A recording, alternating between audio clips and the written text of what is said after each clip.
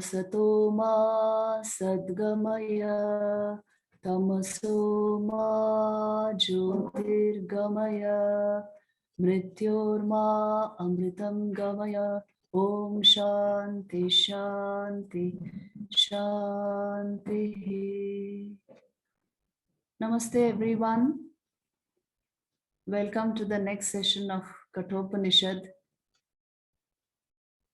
And if it was daytime here, I would have turned the camera and shown you around the hills and the forests around here.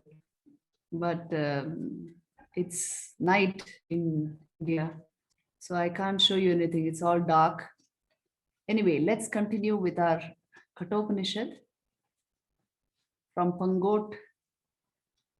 So the mantras this time are very profound, and they are actually giving us techniques for self-knowledge.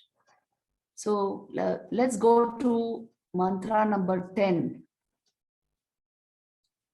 Please go to the 10th mantra, Indriyebhya Parahyartha. This is where we stopped last time. Indriyebhya Parahyartha Arthebhyascha Param Manaha Manasastu Para Buddhir Buddhir Atma Mahan Paraha. The sense objects are higher than the senses, and the mind is higher than the sense objects. But the intellect is higher than the mind, and the great soul is higher than the intellect. So the senses are gross, but the artha here means sense objects by which those senses were created for their own revelation. So these are subtler, higher. This is what they are saying. More pervasive. And then what is higher than this? It is the mind. Manasastu para buddhir. The intellect is even higher. And the supreme soul, that is the highest point. So you see, they are giving us the picture right from inside.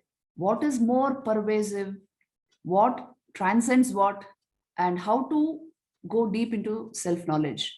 Mahata param avyaktam avyaktat purusha paraha purushana param kinchit sa kashtha sa paragati. Which means the unmanifested is higher than Mahat. The Purusha is higher than the unmanifested, and there is nothing higher than the Purusha. He is the culmination, he is the highest goal. So Purusha is higher than Prakriti basically. Mahat is the cosmic mind, and the unmanifest is higher than the Mahat. Prakriti is higher than the Mahat, but Purusha is the highest, and that is the Kashtha, that's the limit. And that is the highest goal to be attained. So what do they mean by giving us this kind of gradation, these ideas? What they mean to say is, you see, essentially Sankhya psychology has come here also. Even Vedanta draws from Sankhya psychology. What we are calling Prakriti, everything that is not Purusha, the supreme self, is Prakriti. It includes the mind, it includes the buddhi, it includes the sense organs, everything. And all these have only the Purusha for their goal. Prakriti and Purusha constitute this entire world of manifestation. Due to Prakriti, manifestation is possible, but the reality behind Prakriti is the Purusha. It is called the Atman in the Upanishads, and it is called Purusha in Sankhya. So here they are using that language. And the way to Purusha, that is why, lies through Prakriti. Whether we like it or not, that is how things are made. You see, when we use the term I, usually what picture comes to our mind? We see the body in the mind, isn't it? We equate the I sense with the physical self. So you see, body-mind complex, which are actually Prakriti, evolutes of Prakriti. These are assumed to be the self. So you proceed towards the real self, towards pure being, only through Prakriti. That is why, Shakti sadhana is so very important, because Prakriti is nothing but Shakti. In Hinduism, great emphasis is laid on the worship of Shakti, the divine power, the divine mother. Sri Ramakrishna, as you all know, was the greatest Shakti worshipper. Why is this emphasis laid? Because you are proceeding to Purusha, to the ultimate, through the relative, through the manifested, through Prakriti. That is why, in a graded way, you are proceeding. That is why all sadhana comes under the realm of Shakti. And that's why all sadhana is actually Shakti sadhana. But of course, there are very definite modes of sadhana in Shakti worship. So the idea is this: you proceed to the unmanifested, the impersonal. You proceed to Brahman through the personal, the manifested. And gradually, step by step, you can turn the senses inward, the mind will become more active. Turn the mind inward, the intellect will sharpen. It's in our own system. We check and see if this is true or not. You see, if the senses are overactive, what happens? The mind will not be that alert, isn't it? It is all engaged in sense activity. But if you curb the activity of the senses, mind suddenly becomes very alert and active. And if you curb that mind activity also through yoga, your buddhi, the higher dimension of your intellect, will become very active. You become alert and conscious to the depths of your being, yogically, if you do it. Like this, you can proceed towards the self step by step, from the external to the internal. This is how we proceed. So this is what you see the next verse, the next mantra is going to tell us, that this Atman is very subtle and hidden. It is not visible. It is not manifest. But it is only due to the presence of this Atman that this entire apparatus works. And since we are identified with it, you proceed through it step by step. So this you will find in mantra number 12. Esha sarveshu bhuteshu gudho atmana prakashate drishyate tvagraya buddhaya sukshmaya sukshmadarshibhiye. He is hidden in all beings, and hence he does not appear as the self of all. But by the seeds of subtle things, he is seen through a pointed and fine intellect. You see, God is hidden, isn't it, in his creation? And you can't find him. He's so subtle, he's hidden. He's all pervasive, he's everywhere, but he's hidden. And he does not appear as the self of all. He does not appear. That's why we are constantly seeking what is the self they are speaking of, what is this Atman they are speaking of. But he is known by the series of subtle things.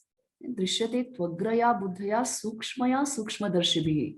What it means to say sukshmadarshi is the one who is the rishi, who is able to perceive at the deepest level, who is able to perceive the subtle, the subtler than the subtlest, he is able to perceive. And how? Drishyate tvagraya buddhaya, through a very refined intellect, what is called the dhi shakti. You see, this intelligence is of a different dimension altogether. It is not our analytical, cogitating intelligence. Not that kind, which works only in the realm of the objective, which separates everything, divides everything and understands. It's not that kind of intellect.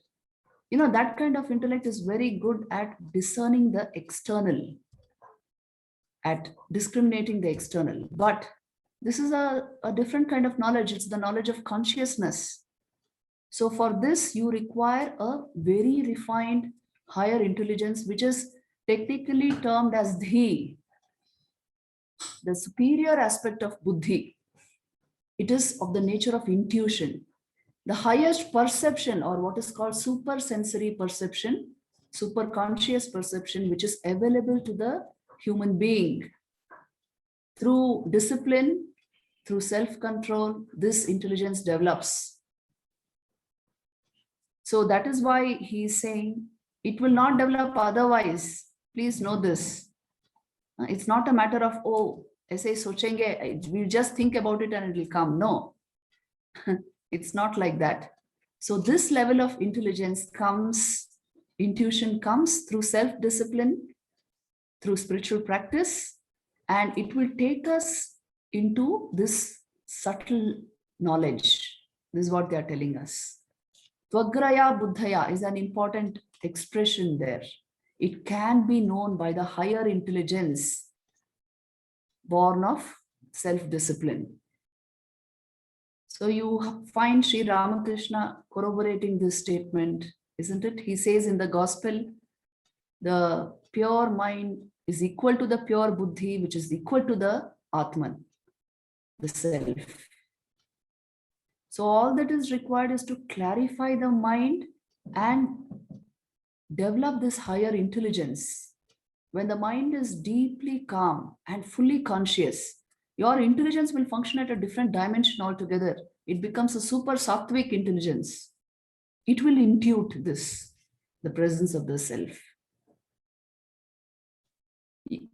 That is when you find your own technique to self-knowledge. In our scriptures, it is said the mind becomes the guru in that stage. It will point you towards the self. Like when you are in, I can give you an example.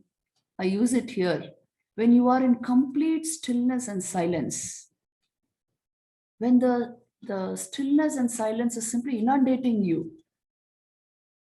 in that state, in a perfectly conscious state, when you see this silence, when you're engulfed by this silence, if you just ask, who is it who's perceiving the silence?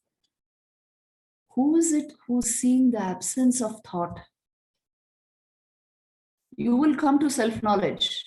You will come to a profound understanding of your true being. You don't see it as knowledge then. You become that. You are the awareness in which there is perfect stillness. You are the awareness in which silence reigns supreme. You are that awareness which detects absolute stillness, the absence of thought. And when you start thinking, it will also detect the presence of thought. You are that awareness. So clarity of awareness can be gained, acquired by complete stillness and absolutely peak attention to the process. You maintain full attention and yet achieve complete stillness of body and mind and of the environment also around you. And you will be able to track the presence of pure being. So like this, your own mind will invent, let's not say invent, but will discover the technique to the path to the self. There is no path there actually. It's a pathless path because nobody can say how your mind will intuit the self in that state. But you must come to that level of clarity, purity, subtlety, and intensity. That much sadhana should do for us. Then naturally you come to this knowledge. So this is why they are telling it can be known by the very subtle, refined intellect. This knowledge can be intuited. In fact, what other way do we have? For intellectuals, this is the only way. That's why Jnana Yoga. So this is how it is described, the path to the self. And then a method also is given here. Please notice the next mantra. It will give you the method. Yachen vang manasi pragnyas tad yache jnana atmani mahati niyache tad yache chanta atmani. Which means the discriminating man should merge the organ of speech into the mind. He should merge the mind into the intelligent self. He should merge the intelligent self into the great soul. And he should merge the great soul into the peaceful self. See, this is also a very profound observation. What is the meaning of merge speech into mind? Have you noticed this simple fact that when you are in complete silence and solitude, when the organ of speech, the other senses are not very active, your mind suddenly becomes aware, deeply aware from within. Have you noticed this phenomenon?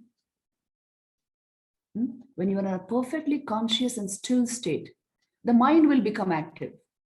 Then if you merge that mind into the buddhi, into the higher intelligence, you develop a very sharp, subtle intelligence in that state. And that has to be merged into the self, they are saying, which means this level of intelligence will take you to the knowledge of pure consciousness, to the actual experience of being. So that is why I said systematically stilling the entire system is recommended. This is what meditation naturally does for us, isn't it?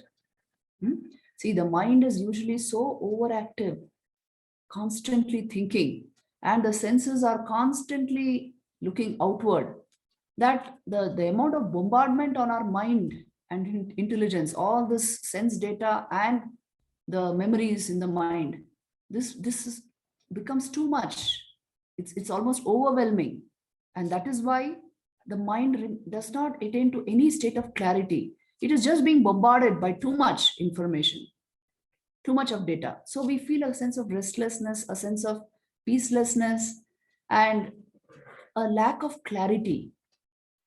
That's why the first thing they tell us in yoga is close your eyes, stop the sense activity, sit in a silent place, stop the activity of speech, movement, and then stop your mind systematically, because chitta vritti nirodh, stop the thought currents in your mind. This is the way to go inward, to go towards self-knowledge. Because otherwise, as long as these things are active, see, please don't think I am recommending constant meditation as the only means to go towards this knowledge. There are various means, please know this. But here, the general emphasis is on meditative techniques, as you can see. And this is what they are recommending, that systematically still your system and you will be able to intuit the presence of your own self, because you are always that.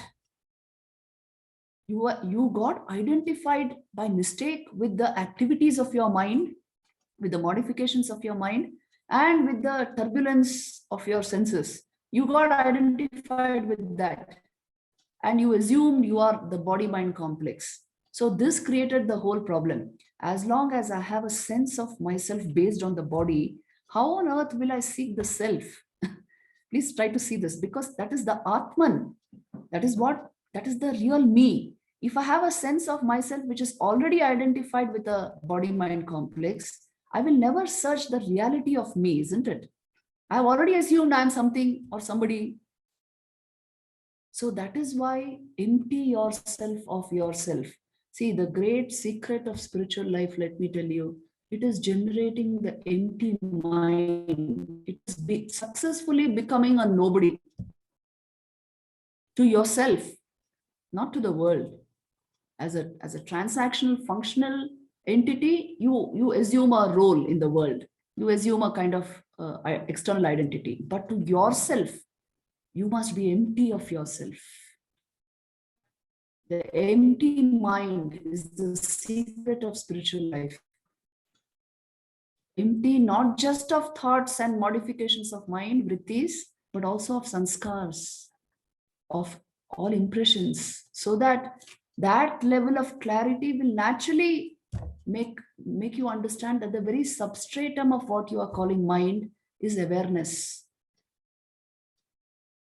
Awareness is your real nature all the time. You got mixed up with the mind. That was the problem. So this becomes very clear when you generate the empty mind. So that is why all these verses, you merge this into something more subtle, then you merge that into something more subtle. By saying all this, what they are trying to tell us is identify with what you are and disidentify from what you are not. You were always the self. As you systematically still your system, you will understand this. And you were never ever identified with anything other than the self. It was a mistake. It was a wrong choice you made. It was a confusion which led to this. So that's why it's altogether called ignorance. ignorance. It's a mistake. It's an error, which we took too seriously, isn't it? Our identity, very serious thing with us. So this level of knowledge is required for us to remain completely balanced and stable within ourselves, so that the external does not affect us deeply, does not touch us. We have an assumed identity. We know its place in our life, but we don't give things the importance they don't deserve. We don't give it undue importance. We know who we truly are, the self. So this is what they are trying to tell us. The next mantra is very powerful and very often quoted. Uttishtata jagrata prapya varan nibodhata kshurasya dhara nishita duratyaya durgam pathastat kavayo vadanti. Vivekananda also drew his arise, awake and stop not till the goal is reached from this. See, the profound verse of Katha Upanishad. Arise, awake and learn by approaching the excellent ones. The wise ones describe that path to be as impassable as a razor's edge, which when sharpened is difficult to tread on. So you see, the first lines say, arise, awake. You can arise only if you're awake, isn't it? So first awake and stand up. Prapya varan nibodhata, and learn this by approaching the excellent ones. You see, in this Jnana Marga, the teacher, because Jnanis don't believe in the personal God, the teacher becomes all important. So that is why he's saying, learn it from the teacher. Learn it from the excellent ones. When you are walking an uncharted course, path, you require a guide, isn't it? So learn it from those who have walked that path before you, and you will get all the clues you require to walk the path. So that is why approach them and gain this knowledge. And then he says, because it is very difficult to get this knowledge, this path is extremely difficult, like a razor's edge. Kshurasya dhara. So a razor, if you're traveling, if you're walking on a razor's edge, how difficult it is. One wrong move, one wrong bend, some distraction, and you'll fall to pieces. That difficult is this path. Who can walk on a razor? Tell me. Who's capable of passing on a razor? Only another razor can walk on a razor. So you require an intelligence and a level of perception which is like a razor. And the path is very difficult because essentially spiritual life is the complete purification of our samskaras. Otherwise, no intuition can be maintained. No intuition will work. So this makes it a very long and treacherous kind of path. Why I'm using the word treacherous is, it is difficult, extremely difficult. And if we are not intelligent enough, our own mind will trick us. The mind is a big trickster. So the path has to be followed in all its completeness. And it starts with the purification of our samskars, of the impressions in our mind. So we already saw that particular mantra, na virato duscharita, na ashanto, na samahitaha. A person who is peaceless or who doesn't have good sanskars, who is over anxious about something, who is given to the all this greed and anger and lust and all this, he cannot make this penetration. So clearing the mind of all this, not just of the modifications, but of the impressions in the mind, clearing it of all of this, it's a really, I would say, a very difficult task. And it takes time. And it requires the investiture of your energy, a lot of your energy. So if we want to be successful in a path like this, it all depends on how much you want this. Ultimately, the equation boils down to this: how earnest are you? That far will you go. And if we are, well, if it's only 50% intensity, 50% earnestness, you will go only 50% of the way. You can be sure of that. So only complete dedication. And by that, I don't mean running away somewhere or wearing a gear. What I mean is a complete investment of your energies into an earnest search for your own true being. That much is expected on this path. So that is why we have here rishis of the caliber of Nachiketa who denied everything in order to gain this knowledge. So the extent to which you empty yourself, that much will you be filled with awareness, because the substratum of your mind is awareness. To the extent you empty it, that much will you impute awareness. And to the extent we fill the mind with all sorts of things, to that extent will that awareness get covered up. It is that simple, actually. So the essentials of the spiritual life have to be catered to first, laying the foundation, the proper stones required to erect the huge building. And then step by step, we build it. So that is why he's saying the path is very difficult. Kshurasya dhara, nishita duratyaya, and durgam patastat kavayo vadanti. All the rishis have unanimously proclaimed it's a difficult, uncharted road to this realization. And you require not just a guide, but you require your entire energy. And if that is given, then you can proceed along this path. Let's go to the next verse, because what is the nature of the self which we are seeking?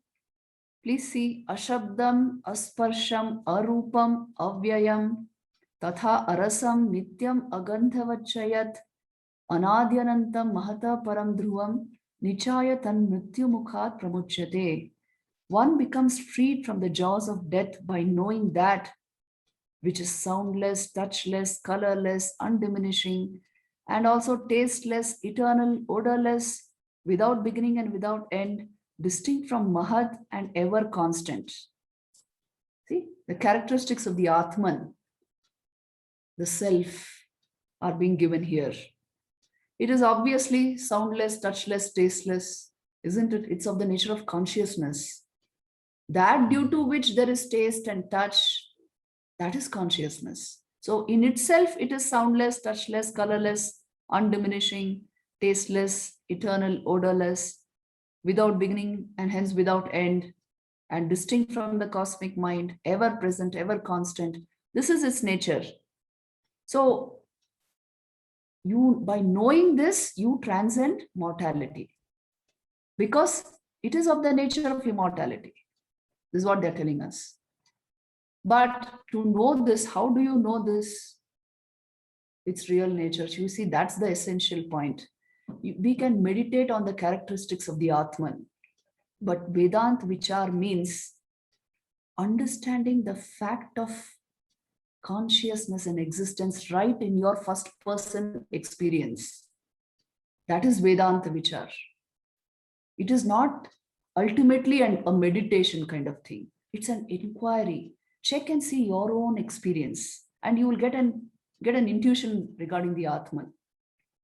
Check and see any experience of yours. Just now we are discussing a text. So what exactly are we doing? We are thinking about what? We are thinking about, not about matter. We are thinking about consciousness. Can you ever think about consciousness? You can't think about consciousness. Because you are conscious, you are thinking. So then what is the purpose of this activity? It is to remove the obstructions to the perception of the Atman. That is the nature of this activity. Shravan and all this is what it does finally. It will remove the obstacles to self-knowledge. But it is not going to gain you self-knowledge, because you already are the self. See, this is the great paradox of spiritual life, There is no getting the Atman. You are the Atman, so everything else is becoming possible. Now, to discover this Atman in the first person, all you have to do is just remove what you are not.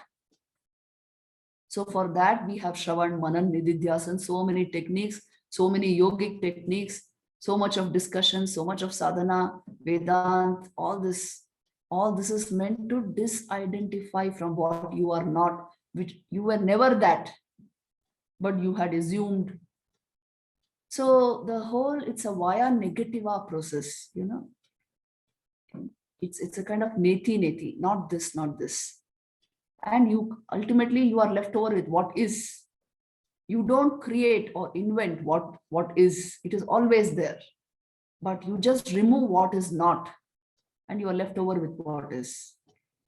If I told you the substratum of the mind is awareness, if you switch off the mind, you will come to that awareness.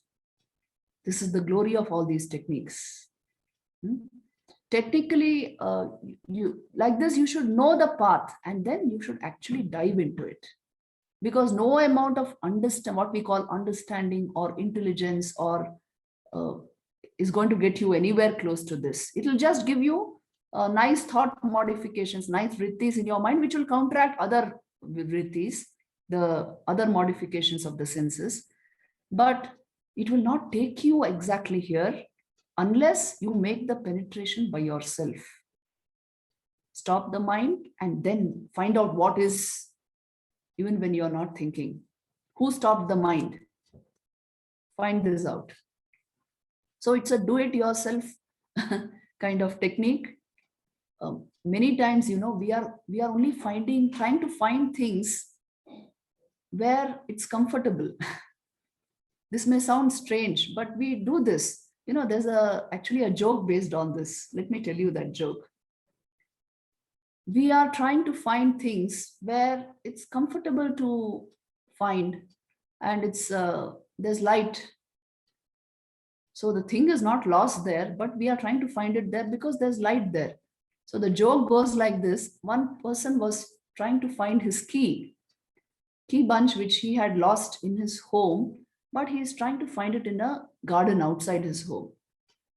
So his friend comes along and asks him, "Oh, what did you lose?" He said, "I lost my keys." "And where did you lose it?" "I lost it in my home." "Then why are you searching for it here?"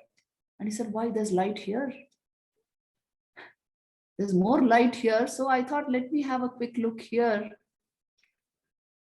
Now, this may sound very foolish, but we are doing this. We are doing this. We are trying to find the self where there is more light in the external.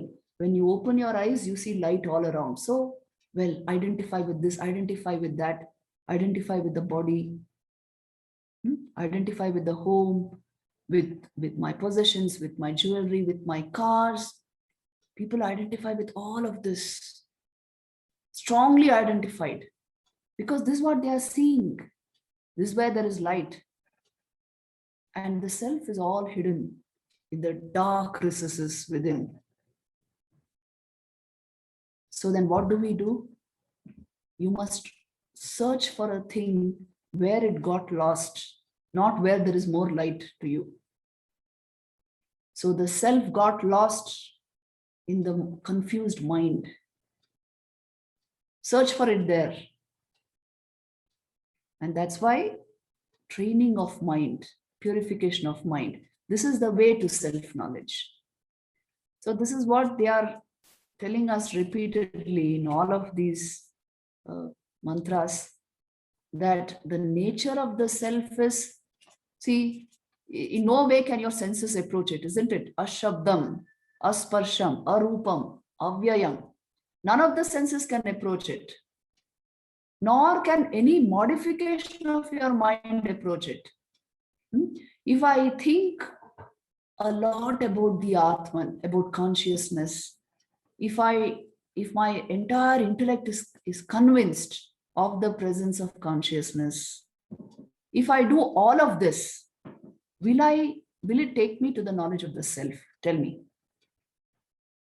It is better than, well, just having objective knowledge. Yes, it's better than that. But no modification of your mind can take you to the source of that modification, the source of the mind.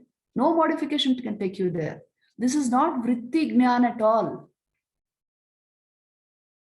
So then I somehow stop the mind.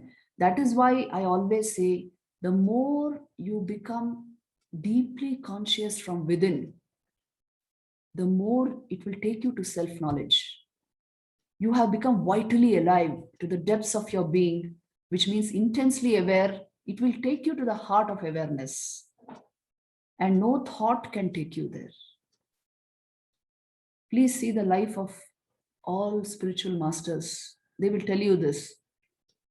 Raman Maharshi used to say, Mritu Manas is required for Atmagnan. Mritu Manas means dead mind. Swamiji, look at Vivekananda's life. At the point when he attained Nirvikalpa Samadhi, you can see this clearly. He has plunged into the state of pure being without thought, without vikalpa. That is nirvikalpa. So no matter how great our thinking abilities, how great our creativity and intelligence, it's all defunct here. You require a different capacity here. And that is the capacity of a pure heart, a clean heart, and a deep intuition, which is born of a clean heart. That is the capacity. That is the Dhi Shakti, the supreme intelligence of the Upanishad, required to gain this knowledge. The pure-hearted, how beautiful it is in the that Sermon on the Mount. Blessed are the pure in heart, for they shall see God. Isn't it? Blessed are the... See, this one sentence will really save us. Blessed are the pure in heart, for they shall see God. Nothing else is required. It generates a level of intelligence which will bring you to this knowledge, unasked, unsought. And the more complicated our heart is, with all kinds of drives and instincts within, the further away are we from this knowledge. So no intellectual gymnastics will take us here. It requires a different kind of capacity. This is what they are telling us. Now, let's go to the, let's skip 16 and 17 because they are saying the same thing about the story. This is the Upakhyan of Nachiketa and Yama. They are telling the same thing. So we'll jump straight to part 2, canto 1. The first mantra, Paranchikhani Vyatrunat Swayambhu. Very powerful mantra this is. Please notice. Paranchikhani Vyatrunat Swayambhu Tasmat Paran Pashyati Nantaratman Kaschid Dhira Pratyagatmana Maikshat Avritta Chakshu Amritattvamichan. The meaning is, the self-existent Lord destroyed the outgoing senses. Therefore, one sees the outer things and not the inner self. A rare discriminating man, desiring immortality, turns his eyes away and then sees the indwelling self. Paranchi means outgoing, and Khani means the senses. So they got afflicted. That is why the senses are oriented outward and fixed on changing objects. See, isn't this true what they are saying? Our senses, how do they function? They're constantly running after sense objects outside. No blinkers. They're constantly rushing outward and pulling the mind also outward. That is why, all the time. This is the nature of the senses. So what they are telling us is, the Lord made the senses in such a way they move outward and they carry the mind with them. Our senses, there's such an amount of activity going on right in our body, but our senses don't detect it, isn't it? Does your ear hear your heart beat? The heart is so close to you. Can you hear it beating? No, you require a stethoscope to tell you your heart is beating and how it's beating. Isn't this strange? Think and see. You don't detect what is happening right within you, but you know everything that's happening on the outside. Can you hear the gush of blood in your veins? But the way it's gushing, you know. So we actually don't know what's happening within us. We are very good at knowing what is happening outside of us because we are geared to function like that. The Lord made it like this, you know, it's all part of his plan, his Maya. So if I make the senses like this, then the human being will be all outward. This is what the Lord thought, and he made the senses and mind that way. But kaschid dhira pratyagatmanamaikshat avritta chakshu amritatvam ichan, which means some exceptionally intelligent and wise man intuited the presence of the self by turning his entire equipment inward. So you see, the clues are being given here. Avritta chakshu is the clue. Turning the senses inward. What does it mean? It means using the senses in such a way your mind attains a deep sense of calm and stability so that it can make the penetration to self, to the self. Otherwise, the senses are constantly only racing outward. They won't give your mind any peace. Just imagine and see the amount of movies you have watched, the number of places you have visited, all the things that you have done in your life. What state of mind did they finally produce? How happy and contented was the state? And if we were really contented, would we be here discussing Vedanta? So the point is this, it only gives limited experiences, all of this sense activity. And finally, our mind is only going to ask us, only going to tell us, what more is there? This is not enough for me. What more is there? So you see, this is the nature of the sense experience. As I've always told you, it's the hedonic treadmill experience. It's like, you know, when you have a very strong itch, you go on scratching, it gives a certain amount of pleasure, but it only ends in pain and a wound.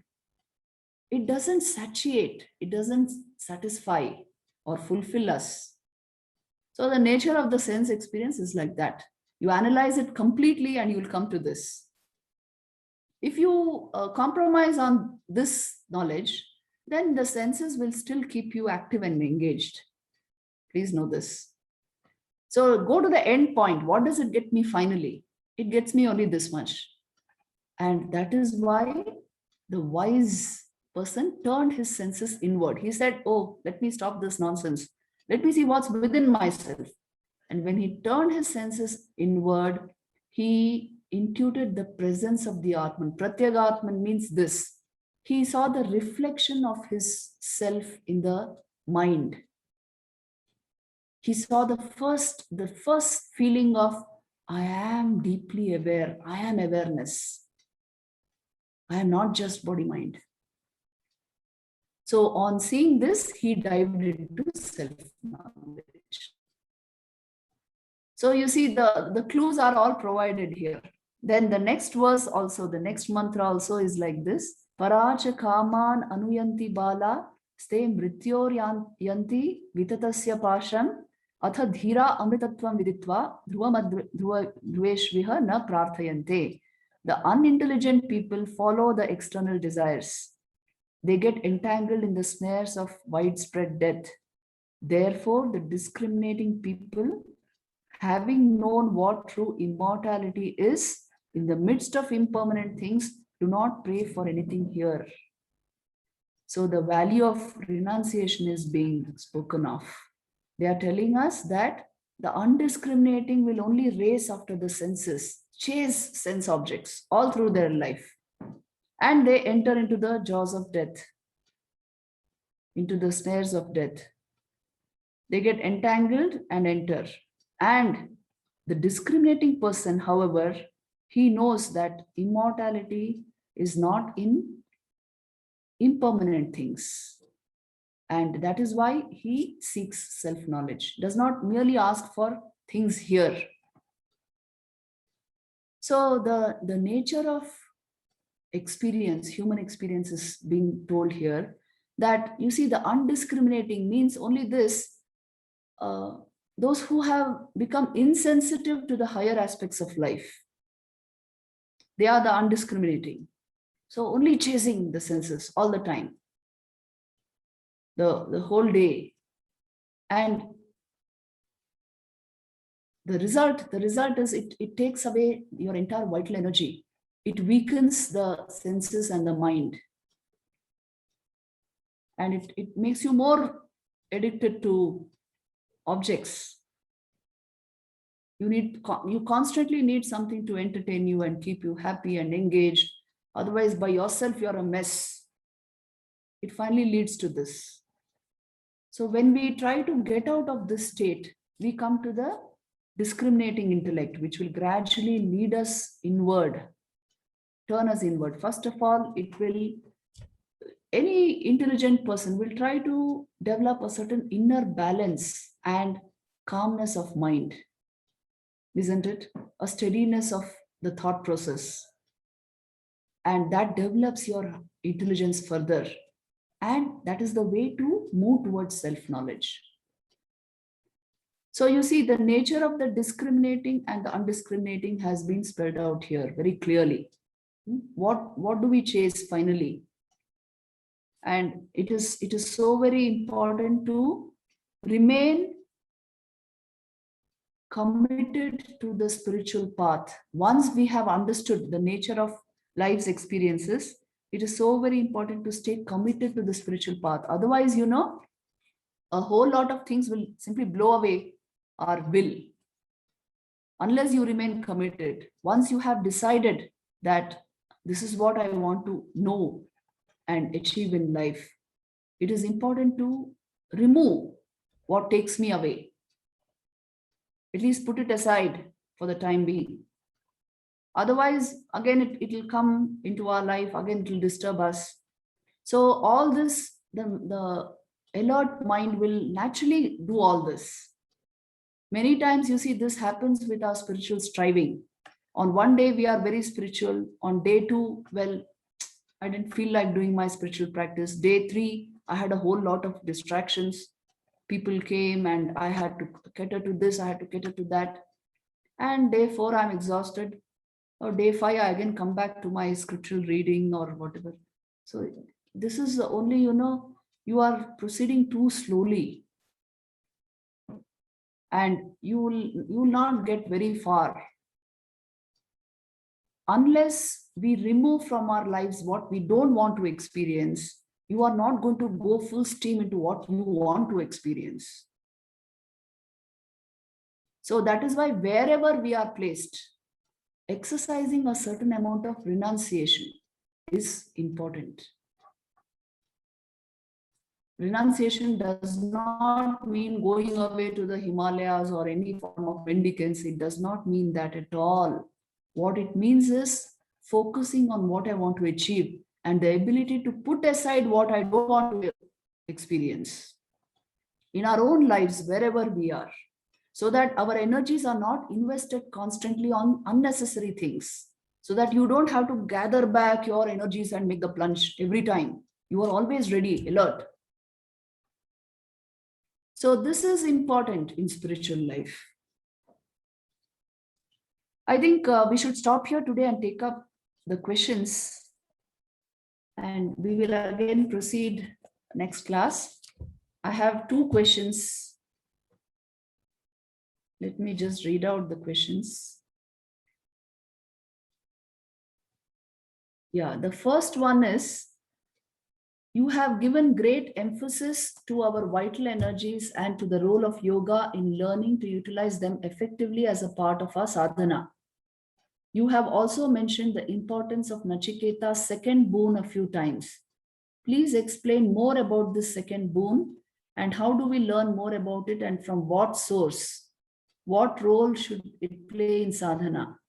If not it, what is an appropriate substitute related to that practice? Thank you for the clarification. See, I always have laid emphasis on vital energies and the practice of yoga because I take it as a stepping stone to the realization of Vedanta. Dive into your own system and see, without regulating the vital energy in your system, you cannot proceed. That is why yoga is preliminary. And yoga gives you solid techniques to achieve this. If awareness is the substratum of your mind, you cannot come to it as long as mind is overactive with vrittis. That is why first stop the vrittis. That is yoga. You naturally come to the knowledge of Vedanta. So that is why I have always emphasized on this. It is the means to the end of Vedanta. And regarding Nachiketa's second boon, see, this is a very esoteric Vidya, actually speaking, which has not, I don't know, which has not been expounded much, or nobody has gone too much into it in any of these, the books which we use usually. But how did I know this? How did I get this knowledge? Just simply because there are yogis who have given this out. If you read, there's a book called Apprentice to a Himalayan Master by M. This is not Mahendranath Gupta, the author of the Gospel, but another M who's a yogi, and he has written this book. In this book, you will find how he used this technique, this Nachiketa Vidya, actually to arouse the inner fire and take it to the Sahasrar. Take the Kundalini to the Sahasrar. He has used this technique. And there he mentions, actually his videos are there on YouTube also. You can go and watch them. So there he mentions that the second boon of Nachiketa is actually a yogic technique meant to lift vital energy, to first of all awaken, inflame the vital energy and lift it to the highest, so that full consciousness is unraveled. So that is how all of these are, you see, these vidyas actually are esoteric meditation techniques, paradigms for Brahma Vidya, you can say. But they are to be done. They are actually techniques, and then only their result can be known. So Nachiketa Vidya also is something like that. It has been given very simply in the form of a boon. It takes you to heaven. Well, they are not actually bothered about heaven, as you know. Heaven is a very cheap place after all, isn't it? A 7-star hotel will give you a picture of what heaven must be like. But this is a completely different thing which we are trying to achieve. It's not heaven after all. So the boon is not actually about going to heaven. It is about unfolding consciousness, unfolding awareness through a definite yogic technique. So I give you this much clue, and then you can discover things by yourself through those videos and, of course, through sadhana. The next question is what a youth should do to realize God. Because if we proceed continuously into our career path, then we might get distracted.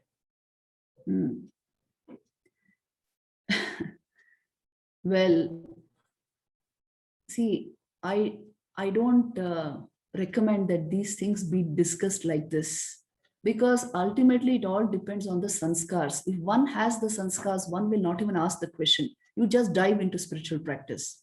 But I never recommend anybody who's asking what to do to run away from a career and studies and all this. It should not be done.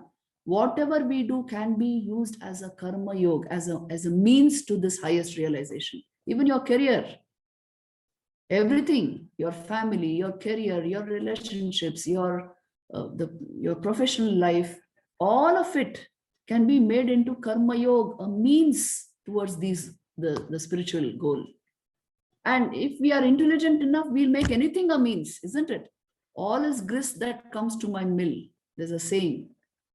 If you really are a miller and you really want to grind corn, everything that comes to your mill, you'll grind it. So anything that comes to me, I will have the capacity to convert it into a yoga if I really want the end of yoga. So don't run away from these things, especially youngsters. The essential thing about the spiritual life is the purification of sanskars, so that a one-pointed intention, complete sincerity can be generated towards this.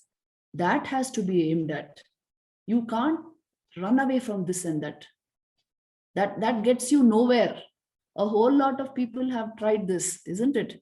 Renunciation without the essential requirements of the spiritual life. Just giving up on this and that.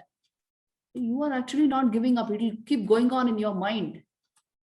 What is required to be given up is you give up that which is an obstacle to spiritual life.